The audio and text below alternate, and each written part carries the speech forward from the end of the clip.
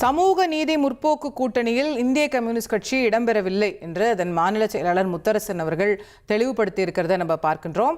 அவர் ஒரு செய்தியாளர்கிட்ட சந்திக்கும் போது அதை பேட்டியா கொடுத்திருக்கிறாருன்னு பார்க்கிறோம். அவருடைய விளக்கம் என்ன அப்படிங்கறத முதல்ல கேட்டலாம்.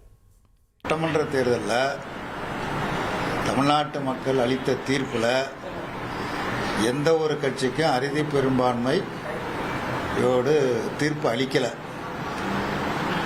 தாவக என்கிற கட்சி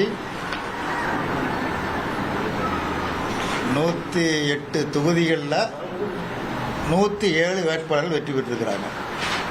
ஏன்னா 108 வெற்றி பெற்றவர்கள் 107.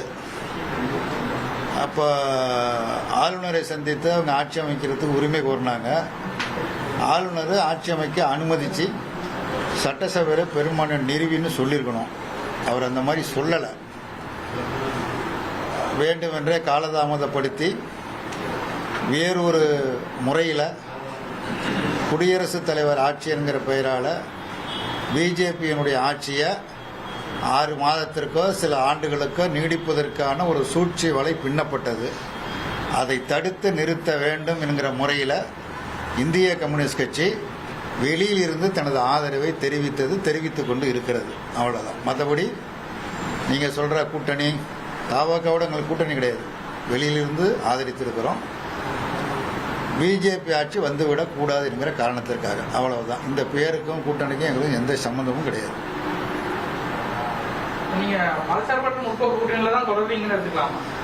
நாங்கள் ஏற்கனவே அறிவிக்கிற பொழுதே எங்கள் மாநில செயலாளர் தோழர் வீரபாண்டியனும் மார்க்சிஸ்ட் கட்சி மாநில செயலாளர் சண்முகமும் நாங்கள் திமுக கூட்டணியில் தொடர்கிறோம், பிஜேபி ஆட்சி வருவதை தடுப்பதற்காக வெளியில் இருந்து ஆதரிக்கிறோம் என்று அன்றைக்கே அறிவித்திருக்கிறார்கள்.